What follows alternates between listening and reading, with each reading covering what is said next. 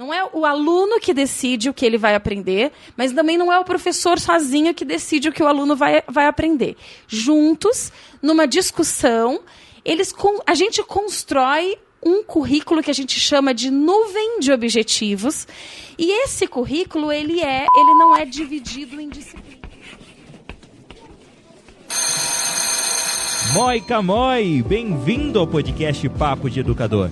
Eu sou o professor Damione Davito e o tema de hoje é Currículos Inovadores.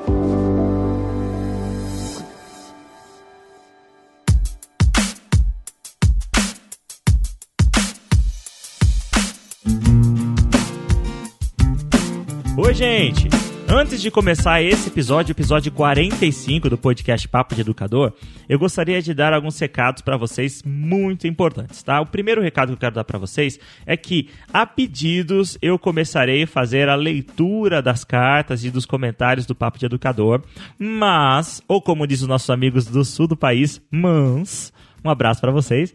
Nós faremos isso em episódio extra, tá? Porque eu não quero deixar os episódios muito grandes.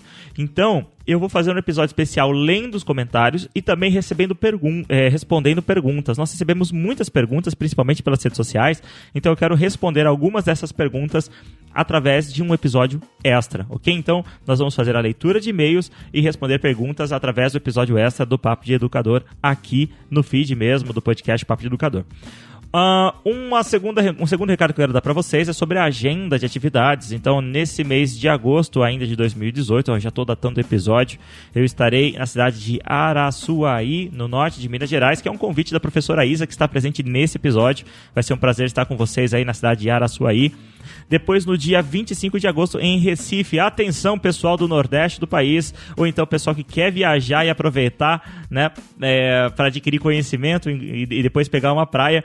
No dia 25 de agosto, eu estarei no Inova Day no Vila Mar Hotel. É um evento que está sendo organizado pela Go Class Brasil e em parceria com o Papo de Educador, e será realizado num lugar super bacana lá na cidade de Recife, em Boa Viagem, que é o Vila Mar Hotel, e é um dia que você terá palestra, workshop, um momento reservado para networking. Então, se você é dessa região, você não pode perder esse evento, dia 25 de agosto. Eu vou colocar o link para você fazer a sua inscrição no post desse episódio. Marque também os seus amigos, tá? Convide o pessoal da sua escola para que vocês estejam com a gente lá.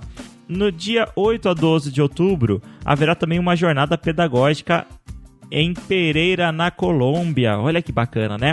Se caso você não sabe, o Papo de Educador, ele atinge muitos outros países além do Brasil. Então eu queria mandar um abração pro pessoal que fala português do mundo inteiro. Então, pessoal de Moçambique, Angola, Cabo Verde, Portugal, os brasileiros que estão espalhados também pelo mundo inteiro, estão expatriados pelo mundo inteiro, e também pro pessoal da Espanha e da Latinoamérica, que sempre manda mensagem pra gente. Eu queria entender como que essa galera ouve o nosso podcast, que ele é sempre em português, mas eu recebo bastante mensagens em espanhol, e o convite para estar em Pereira também veio de um desses ouvintes, que ela é da Universidade Arandina. Então eu queria mandar uns saludos para vocês aí que são hablantes espanhol. Então, les quiero muchísimo, le agradezco muchísimo estar siempre enviando correos para nosotros, ok? Bueno, então, gente, e o último aviso que eu quero dar para vocês é sobre esse episódio. Esse episódio está fenomenal. Esse é um episódio que é fantástico. E esse episódio, ele ficou um pouquinho maior do que o tradicional, por isso ele vai ser dividido em duas partes. Mas eu achei muito importante não cortá-lo e não eliminar partes. Muitas vezes no Papo de Educador, gente, a gente faz isso, tá? Porque nós queremos que sempre os nossos episódios tenham em torno aí de 30 minutos, até 30 minutos. No entanto, esse episódio ficou um pouquinho maior, ele ficou com 1 hora e 10 minutos, mas por isso nós vamos dividir ele em duas partes, para que você não perca nada. Para a gente, não basta simplesmente te inspirar, nós queremos te ajudar a transformar a sua prática pedagógica. Então, para isso, não basta simplesmente inspirar você, mas eu creio que é necessário também te mostrar como fazer isso. E esse episódio, gente, além de te inspirar, além de te motivar a criar um currículo inovador, a professora Isa e a professora Paloma, elas vão contar relatos de como elas fizeram isso, de qual é a experiência delas, por que elas fizeram o que elas fizeram. Então esse episódio ele ficou longo porque ele é quase que um manual, né, para que você possa começar a mudança e a inovação no seu currículo escolar, tá bom? Então você não pode perder a parte 1 e a parte 2 desse episódio. Vamos então para o nosso episódio?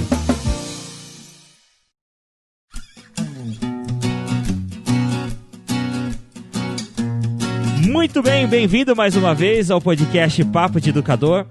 É sempre um prazer estar de volta com vocês. E hoje, mais uma vez, eu trago para vocês um tema de extrema importância, um tema que necessita de reflexão, né? Um tema que geralmente ele não é tão falado. Mas antes de começar a falar sobre esse tema, eu gostaria de apresentar as pessoas que estão junto conosco. Então eu gostaria de dar as boas-vindas àquela que está estreando hoje no podcast Papo de Educador, a professora Isa Cotrim. Bem-vindo ao podcast Papo de Educador, Isa. Obrigada, Damione. É um prazer poder participar e contribuir aí com vocês. Bacana. Também está conosco aqui a professora Paloma.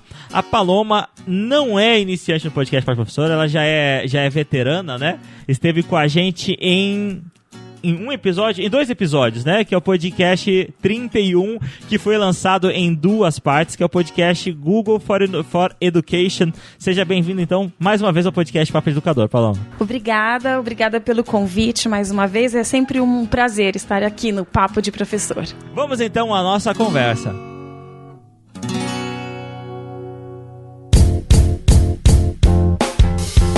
Bom, gente, então para falar sobre currículos inovadores, para começar esse papo sobre currículos inovadores... antes disso, vamos lá, Damione, corta essa parte. Antes disso, eu gostaria de... Antes de começar, então, o nosso papo sobre currículos inovadores, eu gostaria de falar um pouquinho sobre isso que acabou de acontecer na Podosfera, que foi o mês... né, do podcast delas. Então houve uma campanha, você que não está acostumado a ouvir outros podcasts, a Podosfera brasileira, a Podosfera seria a comunidade dos podcasts no Brasil, se uniu para fazer uma campanha motivando que as mulheres participassem mais do podcast. Se você não está acostumado com esse mundo dos podcasts, o podcast ele é conhecido por ser um pouco machista em relação ao conteúdo. Total, não sabia disso. Pois é. Por quê? E eu tenho a alegria de falar sobre isso, porque o podcast, o Papo de Professor, desde o início, ele sempre foi um podcast onde as mulheres são muito empoderadas. Né? Então eu não parei para fazer as contas exatas, mas eu estimo que aproximadamente aí 80% das vezes dos nossos podcasts existe a presença feminina. Então eu recebi alguns e-mails: pô, Damione, você não vai aderir ao movimento podcast delas? Olha, eu posso falar que eu não aderi ao podcast delas nesse mês. Na verdade, nós aderimos nos últimos 3 anos de podcast. Nós estamos aderindo ao podcast delas, porque aqui realmente, de fato, o podcast é delas. E inclusive eu posso falar que pelo menos em metade dos episódios, 80% dos episódios, nós temos 70%, 80% nós temos mulheres. E na metade desses episódios, elas são a maioria, né? Então nós temos a alegria de trazer, e eu gostaria de compartilhar isso para vocês, respondendo aos e-mails e mensagens através das redes sociais que nós recebemos sobre isso. E hoje nós temos nesse podcast 2 mulheres, e eu fico rasgando cedo para elas, sim, porque são 2 mulheres que são inspiradoras, são mulheres que fazem acontecer, mulheres que estão aí na frente da inovação, mulheres que ousam inovar, porque precisa ter muita coragem para inovar, né? Porque quando nós inovamos, nós já falamos muitas vezes sobre isso aqui no podcast, você está sujeito a erros, e também, claro, a acertos, né? Então precisa ser corajoso, né? Precisa dar a cara para bater, para inovar. Então são 2 mulheres inovadoras que vão compartilhar com a gente hoje a experiência que elas têm na área de currículos. Então eu gostaria de começar aqui com a professora Paloma, que está aqui no meu lado, na cidade de Indaiatuba, São Paulo. né? Daqui a pouquinho nós vamos falar também com a professora Isa, que tá lá do outro lado do mundo. Não tô brincando, a professora Isa tá segundo os finlandeses, no lugar mais simpático do Brasil, que é Minas Gerais, né? Direto de Januária. Tá lá nas Gerais, então tá falando com a gente comendo pãozinho de queijo. Não, desculpa, eu vou tentar não estereotipar, tá, Isa? Pode me corrigir. Então, professor Paloma, eu gostaria que você contasse pra gente, começando aqui com a Paloma que tá do meu ladinho aqui na cidade de Indaiatuba, contando em que momento da sua trajetória profissional você decidiu olhar de um jeitinho especial para o currículo. Bom, é curioso até você falar sobre essa característica da Isa e minha de trabalharmos à frente de projetos inovadores, né, no sentido de que a gente tem tentado fazer coisas, né, e não só pensar sobre essas coisas. E essa sua pergunta agora de quando tudo isso começou, porque eu acho que o primeiro encontro que eu tive com essa questão de currículo foi quando eu trabalhava na rede municipal de São Bernardo do Campo. Nós estávamos num processo de construção coletiva das diretrizes curriculares da rede.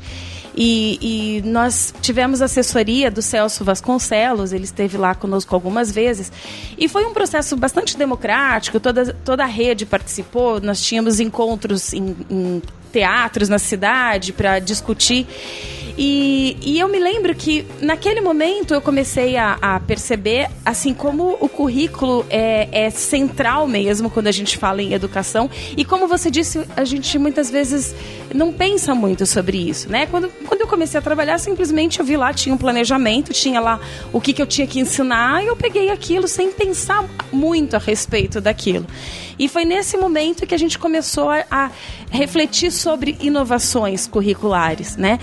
E eu me lembro que foi tão provocador que, num momento, eu perguntei para o Celso Vasconcelos, eu falei, puxa, mas a gente está falando de coisas tão inovadoras, de coisas tão diferentes, mas dentro de uma escola ainda tão quadrada, tão tradicional, como que a gente lida com essa contradição, né?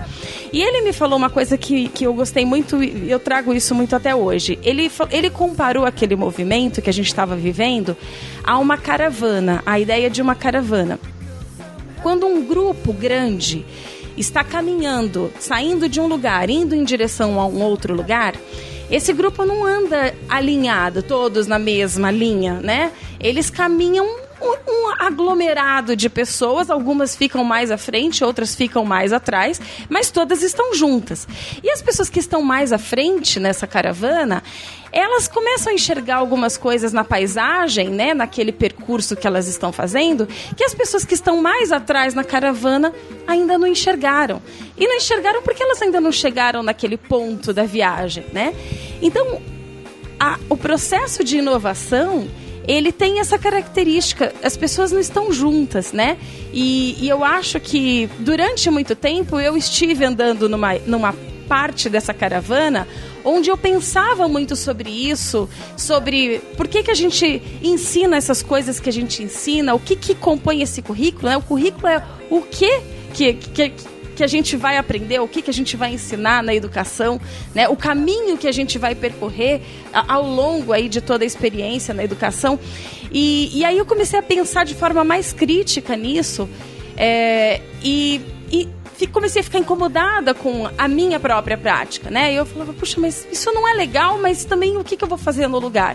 E com o tempo, nessa caminhada, chegou um momento em que eu parei de simplesmente só pensar nisso e resolvi tentar fazer algumas coisas.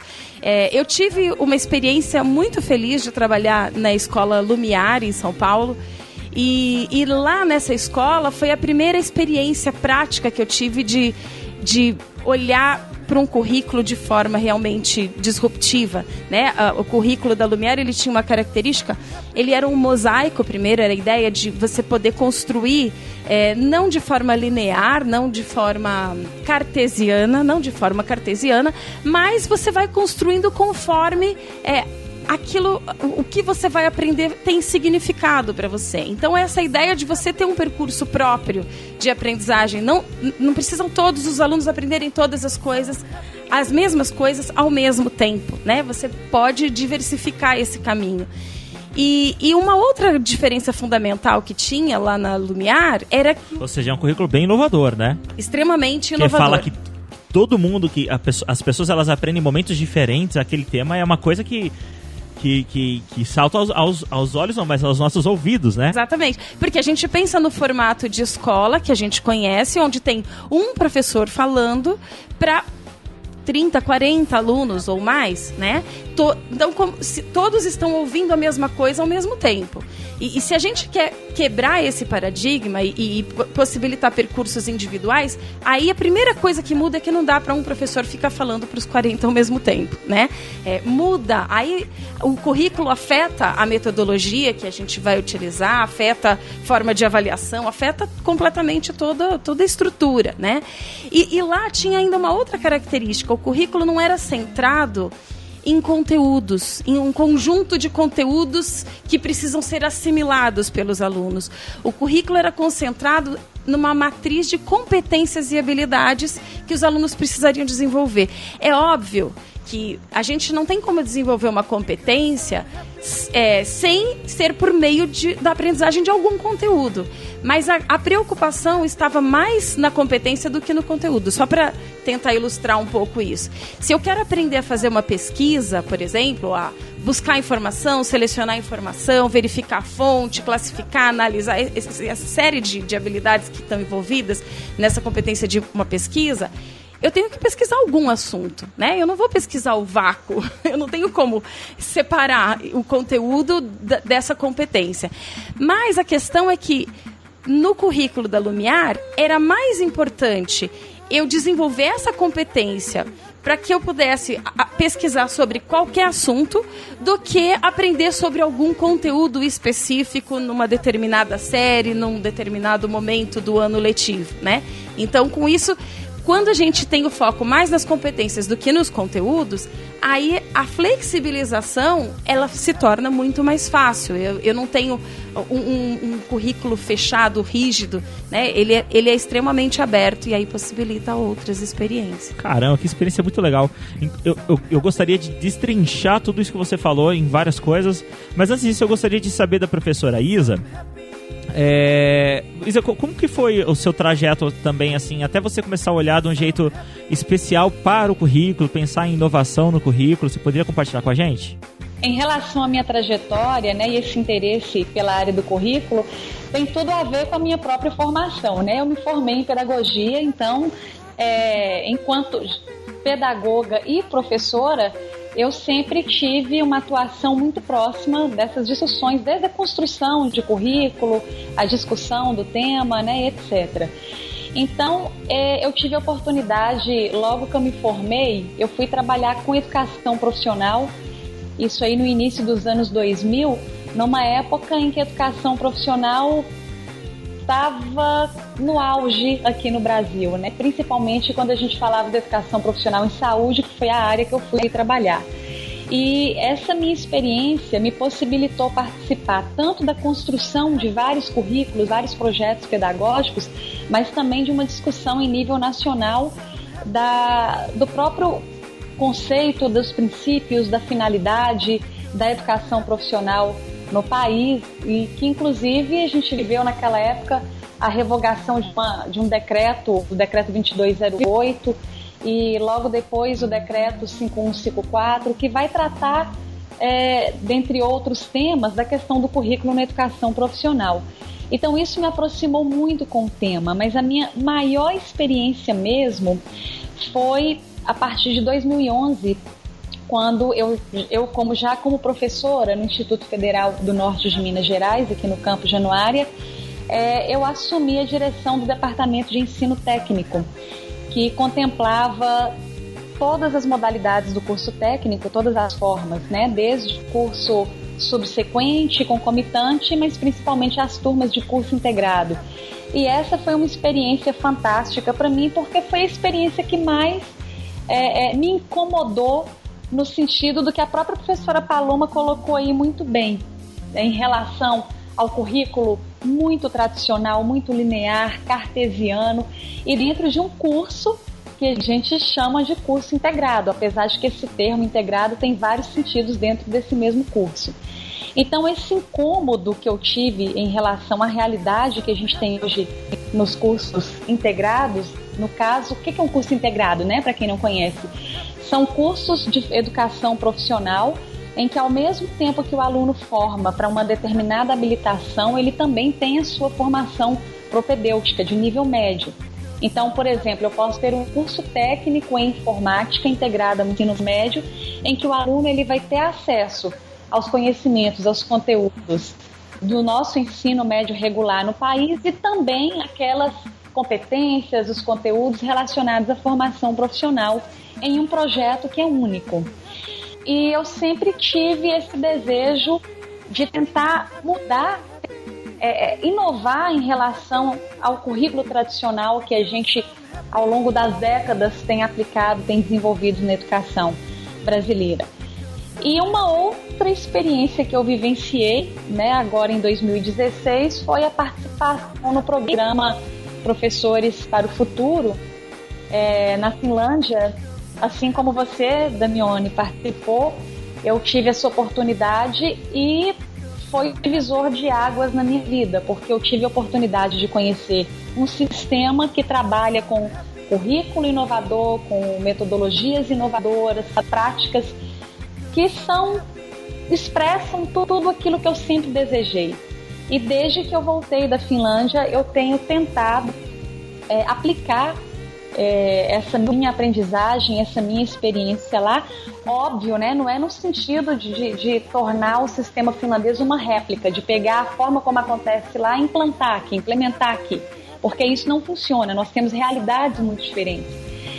Mas tentar aprender com a Finlândia e se apropriar daqueles elementos que podem servir para nós aqui no nosso contexto, na nossa realidade, e dar a nossa cara, né, brasileira dentro da nossa realidade. Eu não vou entrar em detalhes porque eu acredito que você vai estar trazendo essas questões aqui na conversa, mas basicamente em relação à minha trajetória com o currículo é isso.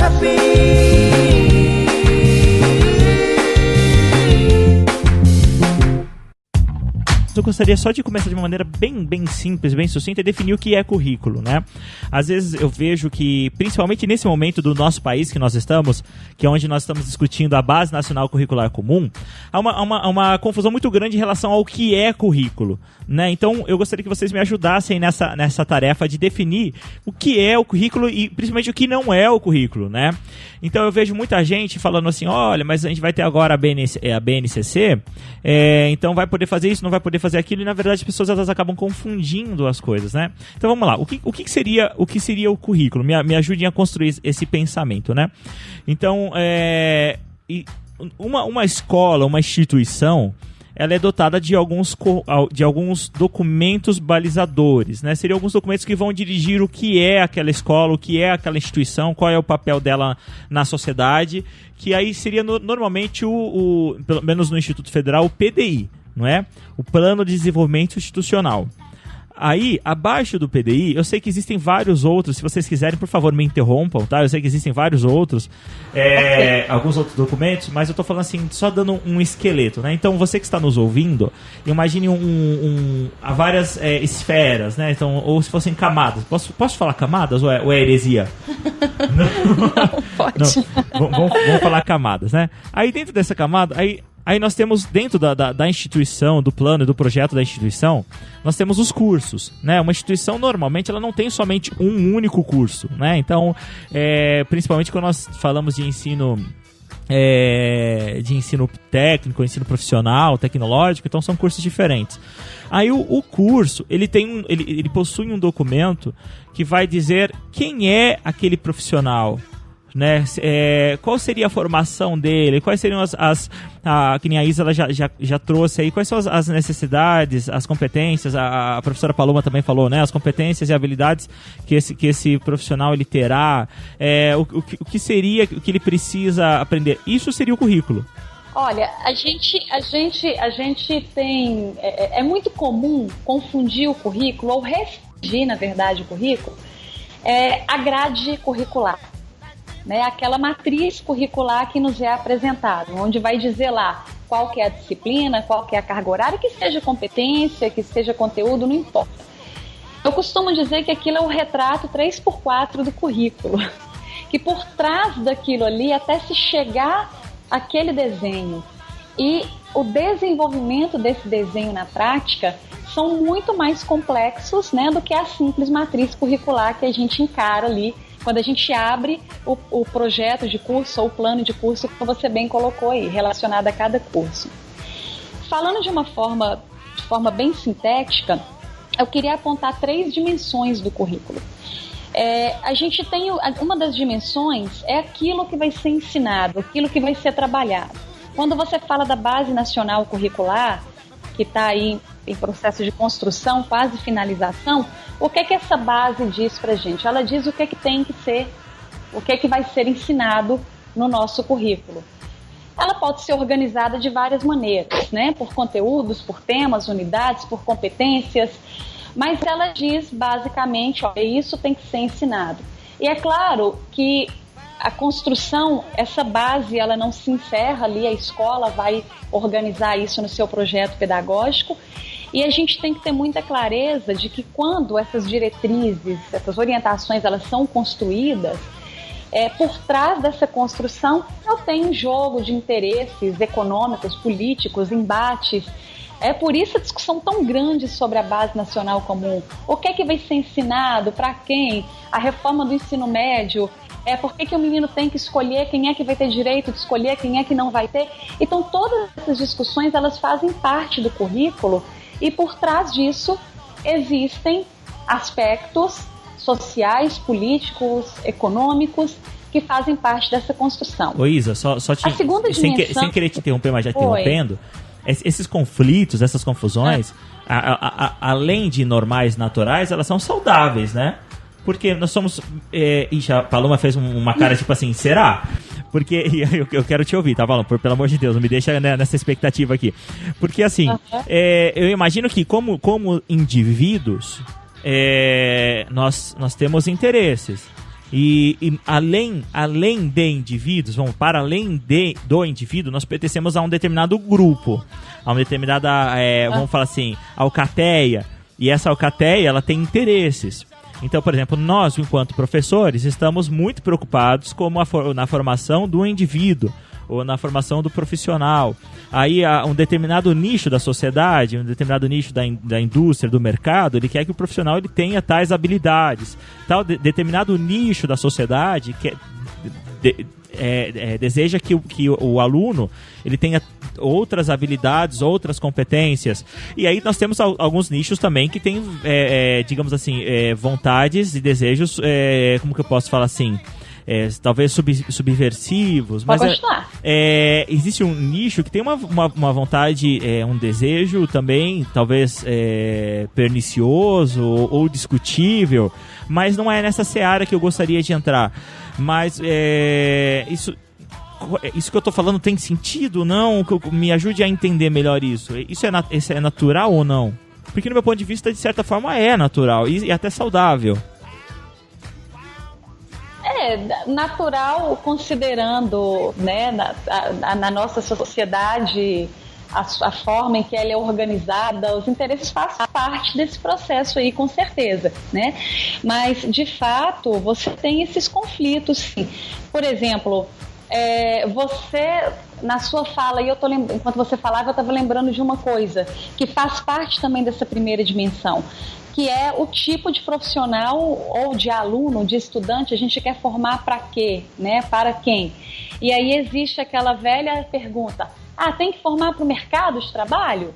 Não, a gente não tem que desconsiderar o mercado de trabalho, porque se a gente desconsidera o mercado de trabalho, eu estou formando os meus alunos, os meus profissionais para trabalhar onde? Para quê? Mas eu tenho que me restringir a isso?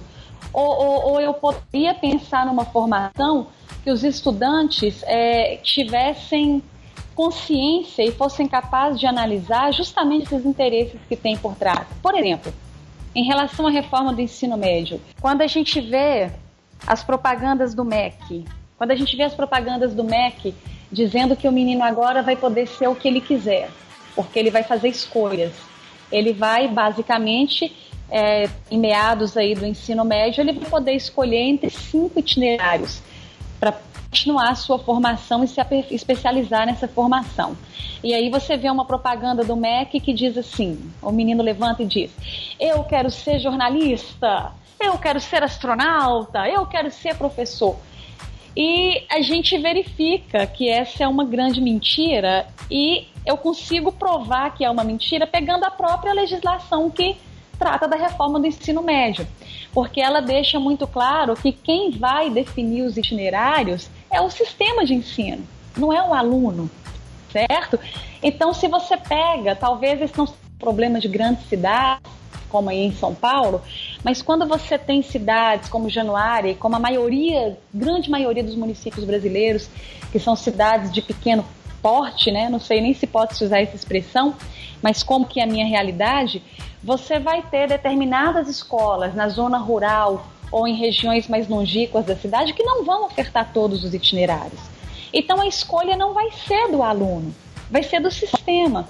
Então um aluno que mora, por exemplo, no distrito de São Joaquim, a quase 170 quilômetros de estrada de terra aqui da zona urbana, o sonho da vida dele é ser astronauta, ou fazer medicina, ou seja o que for, ou ser professor de biologia, não tem nenhuma garantia de que a escola que ele estuda vai ofertar o itinerário de ciências naturais. E a lei ampara essa situação. Então a gente começa a pensar que de fato, como você colocou, tem diversos nichos, diversos interesses, né? Que tipo de formação cada nicho desse, como você colocou, vai ter a oportunidade ou vai ter a condição de fazer? Na educação profissional, aqui no Brasil, nós tivemos no final da década de 90, início dos anos 2000, currículos de educação profissional organizados por competências. O problema era porque eram organizados por competências? Não. O problema eram a que se restringiam aquelas competências que eram bastante voltadas ao saber fazer, desenvolver determinadas técnicas. Mas, por exemplo, aquilo que a própria professora Paloma colocou aqui, que por trás das competências existe a necessidade de toda uma base teórica, né, todo um aprofundamento, uma posição crítica. O rol de competências que foi construído naquela época para a educação profissional não tinha essa finalidade. Então, qual que era a finalidade da educação profissional naquele momento? Formar que tipo de trabalhador? Então, essas disputas, esses conflitos, eles existem, né? Eles fazem parte, inclusive, da nossa luta enquanto educador, mas essa é uma das dimensões do currículo e ele não se encerra aí. Porque Isa, a escola tem autonomia... Oi, Isa. Não, eu tô curiosa para ouvir as duas outras dimensões que você havia falado do currículo, mas antes de você falar, eu queria só comentar um pouco a respeito do que você está falando, complementar um pouco a sua fala. Eu não sei se eu posso falar agora ou se você quer concluir o que você estava falando e eu falo em seguida. Claro. Não, eu achei perfeita a crítica que você fez em relação a essa proposta de percursos, né, de trilhas de aprendizagem, onde o aluno supostamente vai fazer escolhas, porque, de fato, isso é uma coisa maravilhosa. Se a gente for pensar que a individualidade é respeitada, os talentos, os interesses e etc., essa é uma proposta muito interessante na educação. Agora, por que não a lei, a proposta de reforma, não obrigou, por exemplo, que todas as instituições oferecessem as 5 trilhas, né? As 5. E aí o aluno sim teria direito de fazer uma escolha. Quer dizer, seria uma proposta muito simples, né? Hoje as escolas, teoricamente, oferecem as 5. Né? Hoje, todas as escolas de ensino médio são obrigadas a oferecer essas 5 áreas. Então, essa mudança, ela preocupa nesse sentido. Ela deixa pontas soltas que acabam dando margem para um prejuízo aí na escolha. É lógico que a gente sabe que essa ideia de homogeneidade não existe, né? A gente vive num país que é complexo, que é diverso e não tenho dúvida de que um aluno que estuda na região norte vai ter uma experiência diferente do aluno que estuda na região do centro-oeste, que estuda na região do sul, e essas diferenças eu não acho que elas sejam ruins, né? Mas se existe uma proposta, um discurso de que o aluno deve ter o direito de fazer escolhas, então a obrigação é que essa lei garanta esse direito dele, né? Por meio da obrigatoriedade de que as escolas todas ofereçam as 5 áreas para que o aluno escolha, né?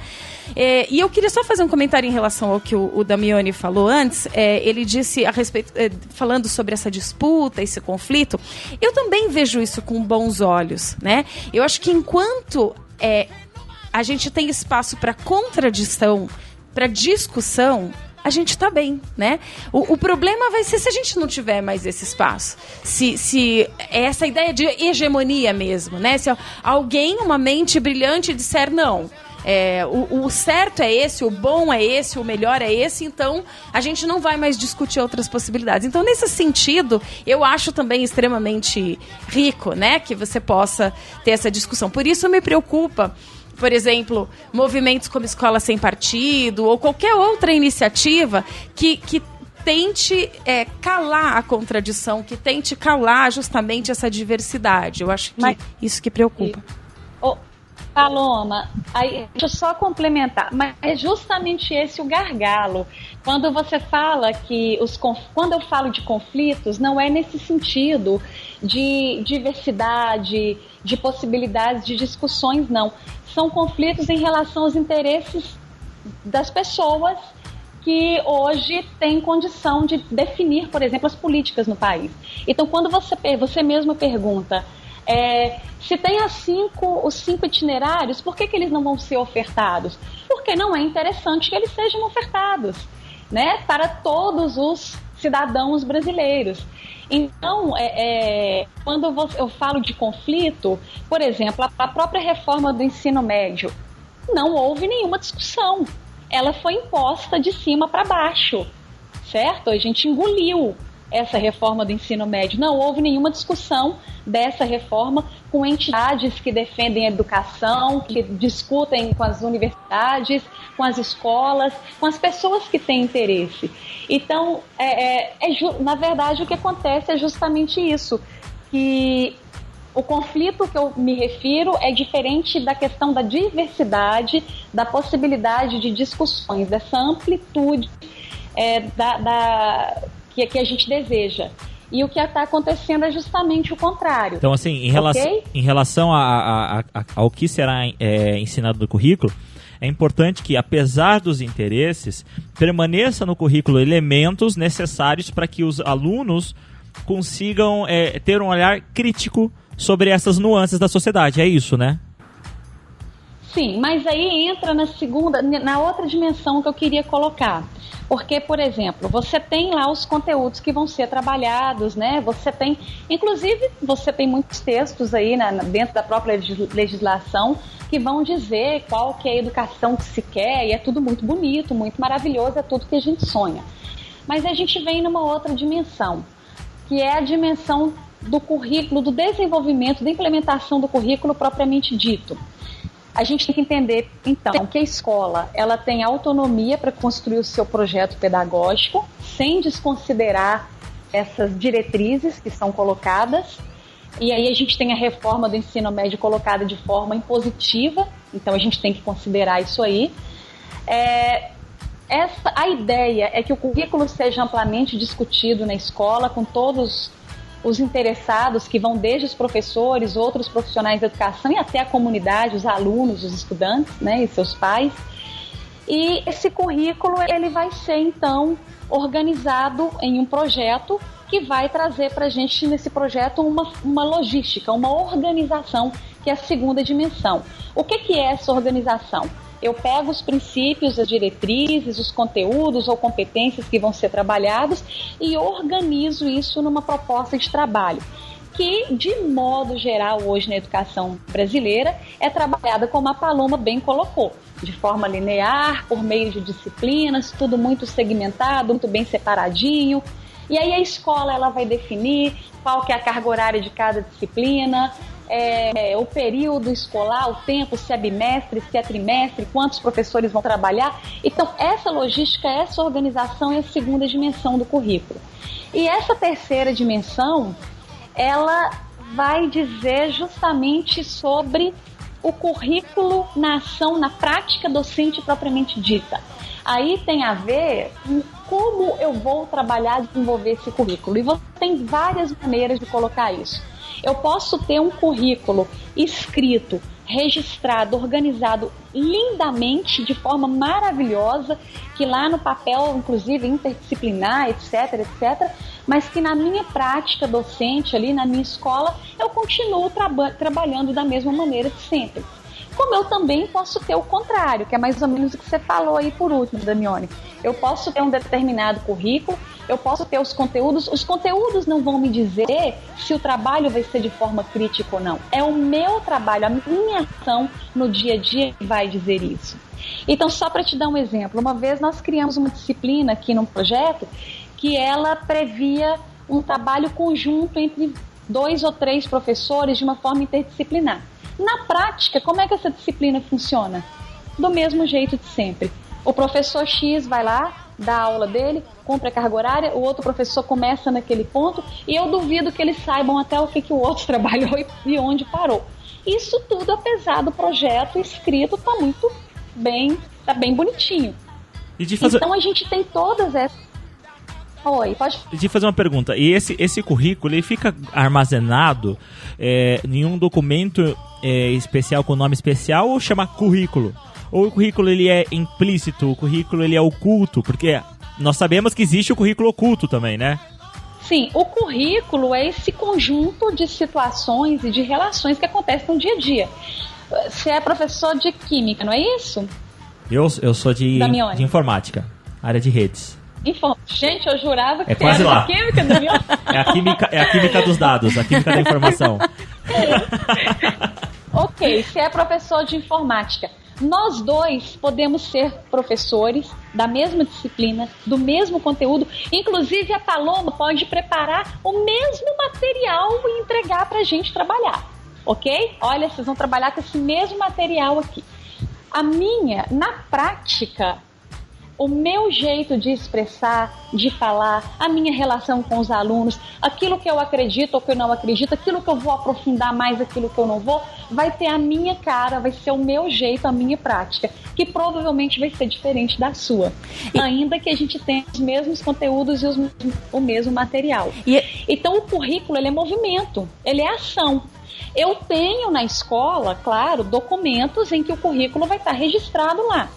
No caso o projeto pedagógico, do curso, ou outro documento. O plano de ensino. O plano de ensino, e o currículo está lá escrito.